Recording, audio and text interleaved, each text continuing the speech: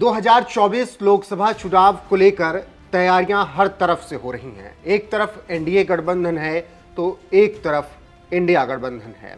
India गठबंधन में फिलहाल 28 दल हैं, जबकि एनडीए गठबंधन में 38 दल हैं और दोनों की लड़ाई जबरदस्त तरीके से होने वाली है। नमस्कार, मैं हूं आपके साथ रोहित, आप देख रहे हैं एनएमएफ न्यूज। लेकिन इस लड़ाई से पहले अरविंद केजरीवाल ने अब इंडिया गठबंधन में पेंच फंसा दी है और पेंच ये कि जो विधानसभा चुनाव होने वाले हैं आगामी दिनों में, वहां पर अरविंद केजरीवाल अकेले लड़ने की हुंकार भर रहे हैं। राजस्थान, मध्य प्रदेश, छत्तीसगढ़ जो हिंदी भाषी 3 क्षेत्र हैं, वहां पर अरविंद केजरीवाल सभी सीटों पर चुनाव लड़ने की तैयारी में हैं और वो खुलेआम कह रहे हैं कि आम आदमी पार्टी तैयार है, आम आदमी पार्टी ही आप लोगों का ध्यान रख सकती है। कांग्रेस और बीजेपी पर विश्वास मत कीजिए, क्योंकि अब आम आदमी पार्टी ही एक पार्टी है जो कट्टर और ईमानदार है। अब अरविंद केजरीवाल के इस बयान से टेंशन किनको है? जो इंडिया गठबंधन को लेकर आगे चल रहे हैं, राहुल गांधी को, ममता बनर्जी को, नीतीश कुमार को।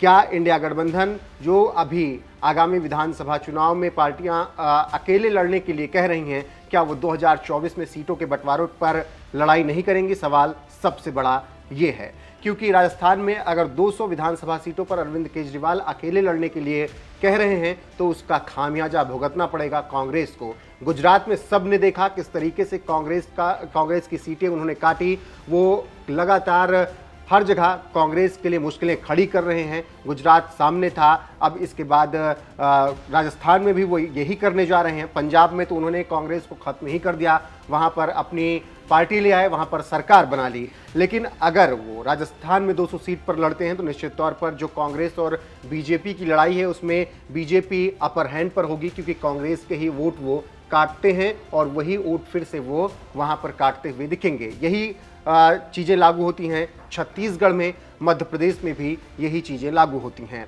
तो आपको बता दें कि अरविंद केजरीवाल ने जिस तरीके से बयान दिया है उसके आधार पर साफ लग रहा है कि उन्होंने इंडिया गठबंधन की टेंशन बढ़ा दी है, क्योंकि गठबंधन में तो तय ये हुआ था कि अब हम आगे जो चुनाव लड़ेंगे या जो चीज़ें होंगी उसमें सहमति के साथ उतरेंगे। लेकिन अब ऐसा लग रहा है कि कोई मीटिंग नहीं है, कोई प्लानिंग नहीं है, सब अपनी अपनी चाल चल रहे हैं। ममता बनर्जी बंगाल में कह रही हैं कि बंगाल में हम अकेले पार्टी हैं, यहाँ पर किसी की ज़रूरत नहीं है। अरविंद केजरीवाल कह रहे हैं कि पंजाब, दिल्ली में हम हैं, इसके अलावा महत्वाकांक्षाएं अरविंद केजरीवाल की किसी से छिपी हैं नहीं, तो वो हर जगह अपनी पार्टी का विस्तार करना चाहते हैं, लेकिन अकेले वो किसी भी गठबंधन के साथ विधानसभा चुनाव लड़ने के मूड में नजर नहीं आ रहे हैं।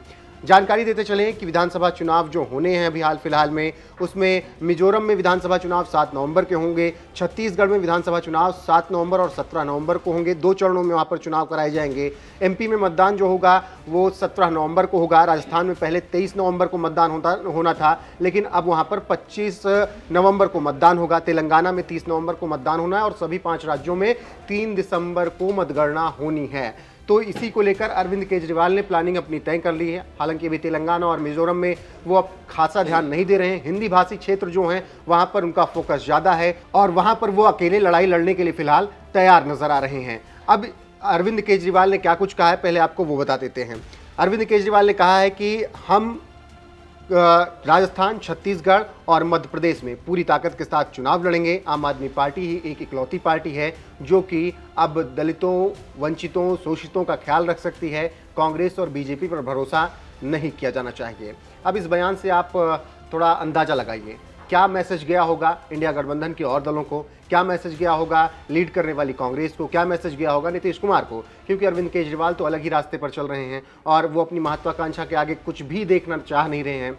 अब यहाँ पर बात ये हो जाती है कि जिस तरीके से अगर बात करें सीटों पर, तो राजस्थान में 200 सीटें हैं, वहाँ पर बीजेपी और कांग्रेस के आमने सामने लड़ाई होती है। 5 साल कांग्रेस, 5 साल बीजेपी। मध्य प्रदेश की बात करें तो मध्य प्रदेश में 230 विधानसभा की सीटें हैं। वहाँ पर कांग्रेस ने सरकार बनाई थी, कांग्रेस मजबूत है वहाँ पर, इससे इनकार नहीं किया जा सकता है। लेकिन सिंधिया की बगावत के बाद बीजेपी ने वहाँ पर सत्ता में वापसी की। अब की जिस तरीके से बीजेपी में वहाँ पर चीज़ें बहुत ज़्यादा अच्छी नहीं लग रही हैं, सांसद भेजे जा रहे हैं विधायक बनने के लिए, तो इससे आप समझ सकते हैं कि किस तरीके से कांग्रेस मध्य प्रदेश में भी टक्कर दे रही है। है।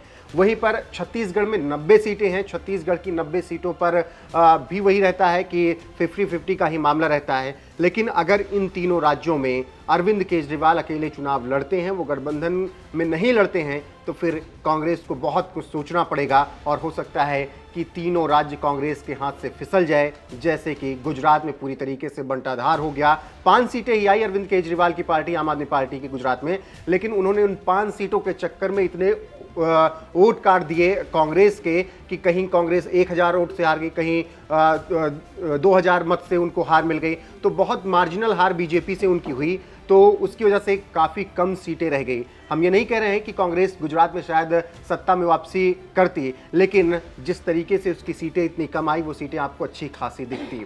तो इससे आप समझ सकते हैं कि अरविंद केजरीवाल ने अचानक किस तरीके से टेंशन बढ़ाई है। फिलहाल आपको क्या लगता है 2024 में मोदी के सामने, एनडीए के सामने, बीजेपी के सामने, अमित शाह, योगी के सामने इंडिया गठबंधन टिक पाएगा? और इस तरीके से, जिस तरीके से केजरीवाल और ममता बनर्जी और नीतीश कुमार राग अलाप रहे हैं, इस पर आपकी राय क्या है? कमेंट करके हमें जरूर बताइएगा।